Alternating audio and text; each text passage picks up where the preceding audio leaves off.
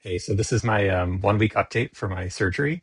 So I got the surgery on Monday, March 23rd, 2026, and it's Sunday today. So it's not actually been a week, but I'm on the seventh day, and I'm planning to go back to work tomorrow. I work from home at this desk, and I have a desk that stands and can also sit. So it should be pretty easy for me to go back, I think. Um, and I think actually it's probably a pretty good thing that I'm going back to work, even if it was like totally fine for me to take months and months off or something, because I feel like I've kind of like over the last week been just like chilling, and I spend a lot of that time like just doing self-assessment of like, oh, how am I doing? Am I healing fast enough? Like, how's my sciatica? And I feel like getting my mind off of that and focusing on work is going to be a really good thing for me. Um, so let's see, last time I recorded a video, it was the morning of day 5, and I was having a little bit of a flare up in that video. And I think honestly, I was probably a little more anxious than I was trying to come across.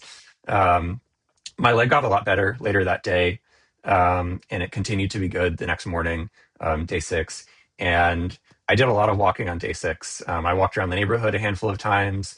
I went to Target and I walked around a bit. I didn't drive, but I was the passenger in the car. And then I did a lot of walking around Target and then kind of walking around the shopping center. Towards the end of that, I did feel like my leg was kind of starting to bother me a little bit. So I was like, oh, okay, it's time to call it and go home and lay down on the couch for a little bit. But in general, I've been really surprised at how much I've been able to walk.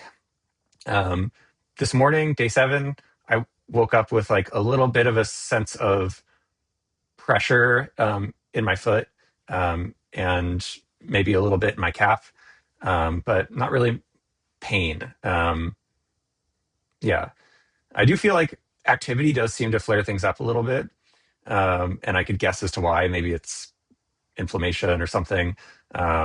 But I do feel like after like extended activity is kind of when I notice more pain. So I want to kind of recap the surgery recovery thus far and like what's surprised me. So I think there's something that's been much better than expected and something that's not been as good as expected. So what's been way better than I ever could have expected is the rate at which I've been able to walk around my back. I can honestly hardly tell that I had surgery there.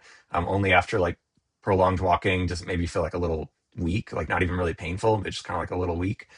Um, so that's been a huge surprise. I feel like I've watched a number of these things on YouTube by other people. I read a lot of posts on Reddit, and I feel like I have to be in like I don't think I read any experience by anyone who is able to kind of like do as much activity early on as I have been, and not feel like totally gassed by that. So that's been great.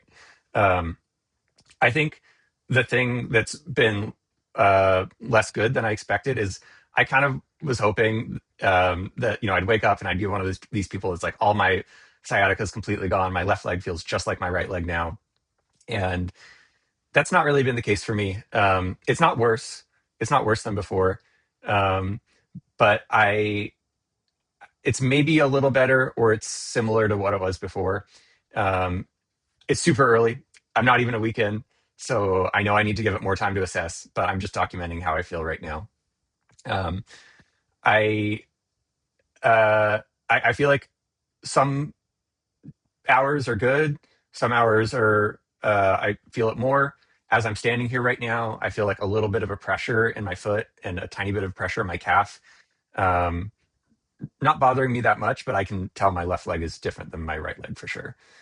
Um, so yeah, it's honestly similar to pre-surgery insofar as I had periods that were good, I had periods that were bad, and it's sort of hard to tell if I averaged out. Maybe it's a little better now, but it was kind of ups and downs before, and it's still kind of ups and downs now.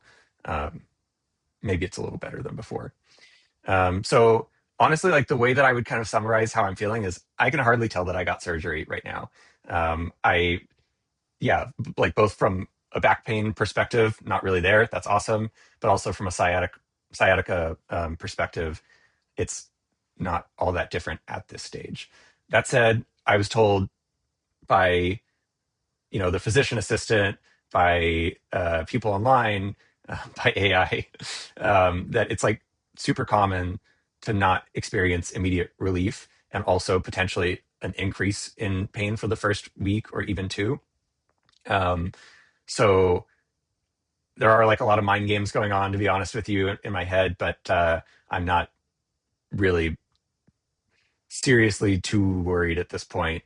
Like the surgery, I'm not making any judgments at this point about the outcome of the surgery. I'm going to wait for probably a month to, or 6 weeks even, to really kind of say, well, I think this is my long-term trajectory. Um, but yeah, the first week has maybe on the sciatic side been a little less immediate relief than I would have hoped for, but not super uncommon, I guess, for this to be the experience, especially when your nerve has been compressed for 2 years like mine has. And I'm hoping that in the next, week two video, week three video, or whatever, I'm like, this just serves as a lesson for anyone watching down the road that there's a lot of ups and downs. So even though the sciatica is in many ways similar to what I felt prior to the surgery, there are a couple of ways in which it's a bit different. So one is I would say I feel less percentage of time overall saying that it's in pain, and maybe a little bit higher percentage than before feeling like there's a sense of pressure. That's not to say I don't ever feel pain. I do. And it's not to say I never felt a sense of pressure before. I did. But I think it's transitioned a little bit from pain to pressure after the surgery. It could just be random, could just be kind of normal fluctuation, but that does feel like one difference. The other is I do sometimes randomly get like little zingers. It's like little static electricity shocks or something, but not as bad as like getting shocked by static electricity, maybe like a third as bad. And that's, from what I've heard, like super duper normal, not even worried about that at all. But it was something that was not happening prior to the surgery. So that's an indication that there's definitely something going on down there. Advice at this stage. So number one is be very careful with activities that you do. So I feel like these kind of ups and downs that you might have are inevitable. And so if you do something that is like kind of risky, like a few days in, I kind of like just on one foot, just to kind of keep my balance. I had to hop a little bit up and down, not like super high, but just kind of like if you lose your balance a little bit, that I don't think that did anything. But when I had my next bit of sciatica, later that day or something, I was like, oh, was it because I hopped up and down a little bit? So, did I reherniate? So I feel like these ups and downs of your symptoms are inevitable. And then if you do something questionable, you're going to be worried, did I reherniate? Did I do something to mess things up? Whereas if you just have the ups and downs and you didn't do anything sketchy, you're not going to be as worried. You're going to be like, oh, this is just part of the normal healing process.